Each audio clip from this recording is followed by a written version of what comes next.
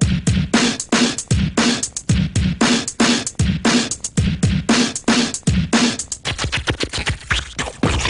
what's up, YouTube? Digital Soul here, and welcome to number 2 of Motivational Monday.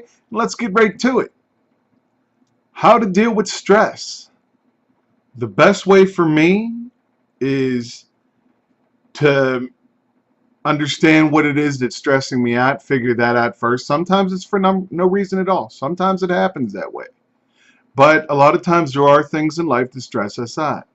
And one of the main things is to breathe, man. Honestly, stop everything. Sometimes you got to breathe.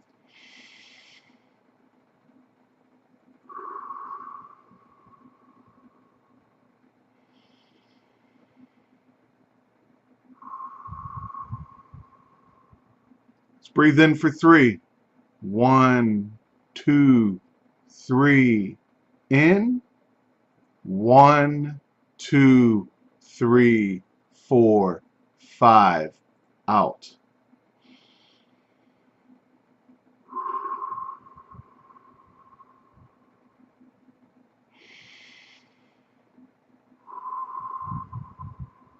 Concentrate on that breathing too, man. A lot of people think that's just silly. No, it's serious, man. Stop and breathe. Breathe in for 3. Breathe in for 4 if you need to.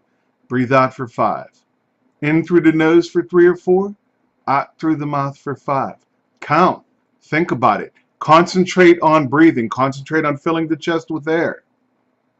All right? There's going to be situations in life that happen that are out of our control, and we have to deal with it. But you got to make sure that you're in the right frame of mind before you act upon something. Like, there's so many times where I want to say, and you want to say some terrible things, but you got to stop, because sometimes it's not worth it. So many people over this election alone are no longer friends. 20 years. Friendship's gone because of an election. So don't let small things become so big and out of control that, it ruins your day, your life, whatever. Mountains, molehills. Don't make molehills in the mountains. You know what I'm saying? Don't do it, man. You got control over yourself. You got to stop, take a moment for yourself, and breathe. Breathe, man. And if that doesn't help and you're still stressed and you're feeling a lot of anxiety, then you need to go see your doctor and talk to them. And do not be afraid to tell them everything. They're not going to think you're crazy and lock you up, hopefully, because that would be really ignorant of them to do. Well, unless you're thinking about, like, offing some people, and that's illegal. You can't do that. But honestly, seriously, let me be serious. Really serious. Okay? You need, when you're feeling a certain way about something, write that down. Get a tablet.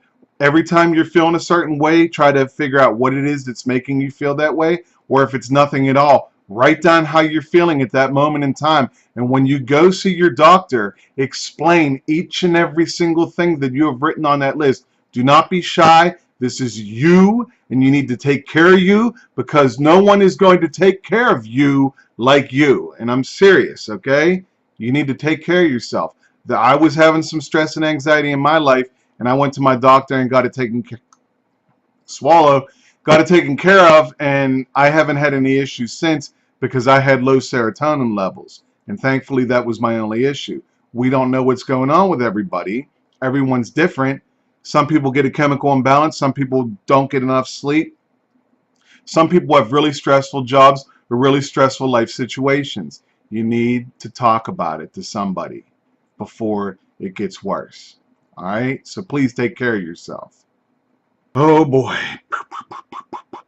This is a rough situation. This happens to so many people in life, and it's not even funny. And it does happen often, where you got somebody that likes someone, they confide in their best friend. Sometimes the best friend goes and tells this person for them. I'm not saying that that's what happened in this certain situation, but then the person that they're talking to winds up liking them, and then the friend hates the person because they like them, and how could you do this to me, and this and that. It's not your fault.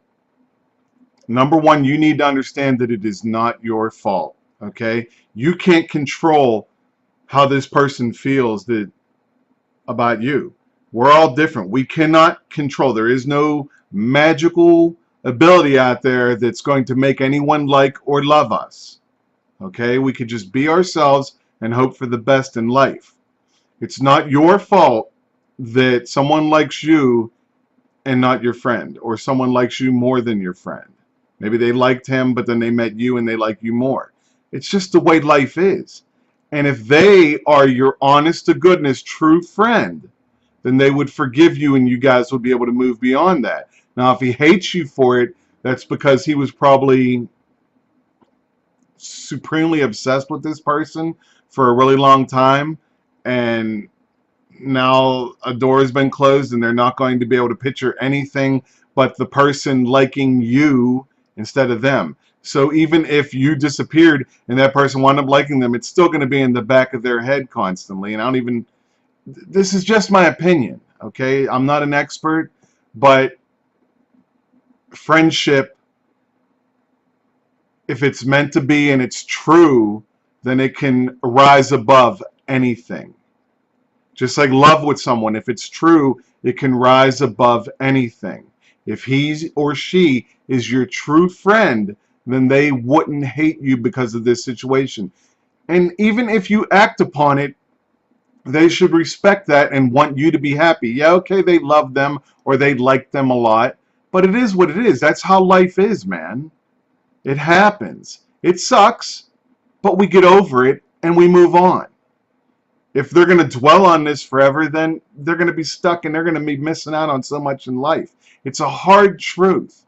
It is a hard truth, but it's one that they need to understand.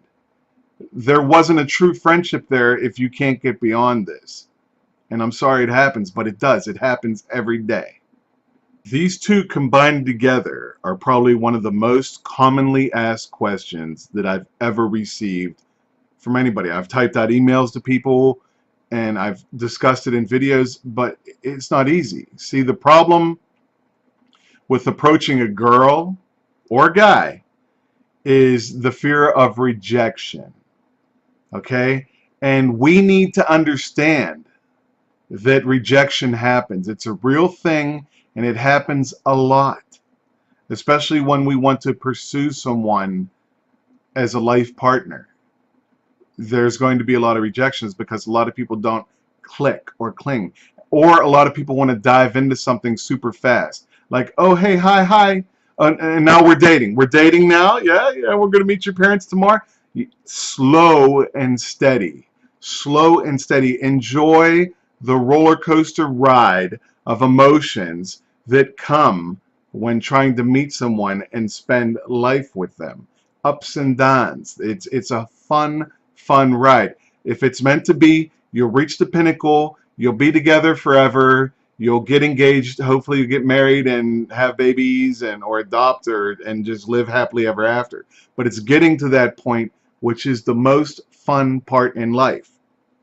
And we can't get to the most fun part in life unless we approach someone.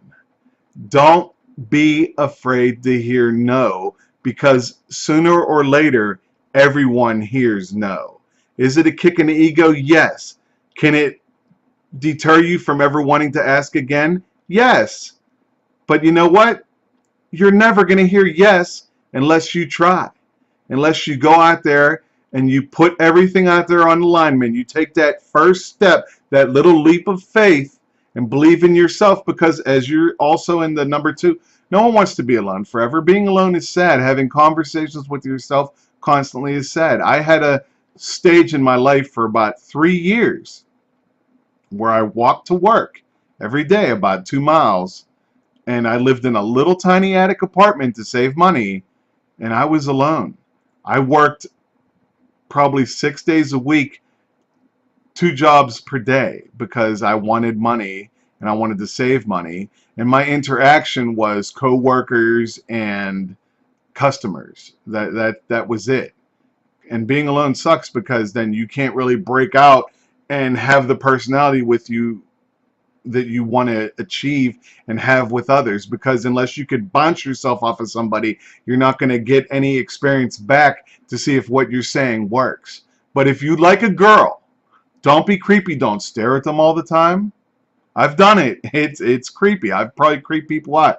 But you don't want to just stare at them without words because, okay, what do you, they don't know that this is a longing stare. They might think, oh, well, what the hell? You know, they don't know. You need to approach somebody and say hi. And you don't need to approach them with, you want to date? You want to screw? Do you want to be together? You want to make out right here? That's not the way it works, man.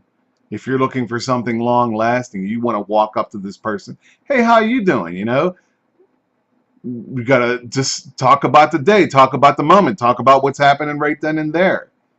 And then see if it progresses. You'll know in the first 10 seconds of meeting somebody if they're turned off by you, because they'll be very short with their replies, or they'll turn away, or they'll avoid eye contact. If you're getting that, then you got to move on. You got to move on to the next, and make the best of the situation. Learn what you learned from it, but you got to say something. You got to get out there. You got to engage in conversations. You got to engage in many conversations. Engage with multiple people. Go up and say hi to people of the opposite sex. Just say opposite sex. Go up to girls and say hello. Get a smile. Hi. Hey. How you doing? How's your day? What's up? Hey, you look nice today. Hey, man, did you change your hair? What's going on? Just say something, a small compliment, and then move on. Bolt. Be gone. You've interacted with them. It'll hit them. It'll impact them. And if it doesn't, it wasn't meant to be. Then you move on, man. But you got to try. Try for you. Because no one else is going to do it. You know, no one's going to hold your hand through it. You got to go out there and take a leap of faith. You got this. Now, I saved this one for last because it's a difficult question and I had to think about it. And it was in the back of my mind while I was answering all the other ones. But I'd honestly want to meet like a great grandfather, cousin, something. I'd probably want a grandfather or a grandmother, someone that's direct line. Cousins are cool. But I would want like a direct line. I was never really close with my grandparents. My family, my dad didn't really like to go places. I'm not even really that close with him. Don't hate him, but we're just not close. I haven't seen him in years, but it is what it is. We are who we are. But I would like to meet an ancestor to see what they were like, see what they went through, see what they had to experience in life to get where they are. I grew up in the 70s. I was a kid. I was born in 1970. So I was 10 years old when 1980 rolled around.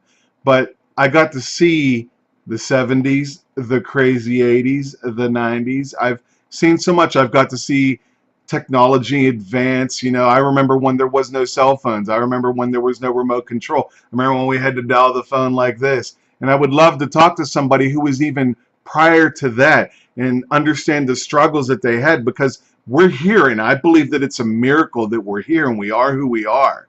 And we have this opportunity in life to experience things, you know? Whatever situation you're in, you can experience something, and it's just remarkable the chances that this cell merged with this cell, and here we are. And I would just like to talk to a great-great-grandfather and just to see what they did with their life and how they were coming up and who did they think they were going to be, or just so many stories just to see where we came from. That's just a mystery to me, and I want to see where we're going. You know, I have my kids, and they're gonna have kids, and hopefully their kids will have kids, and so on and so forth.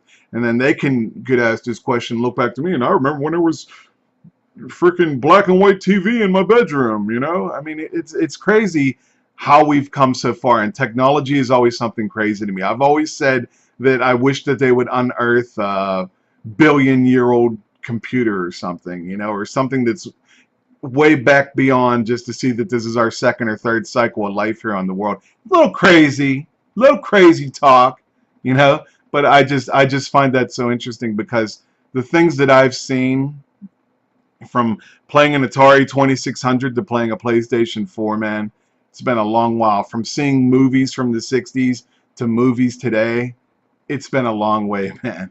But I appreciate these questions. And if you would like to ask a question, please ask below.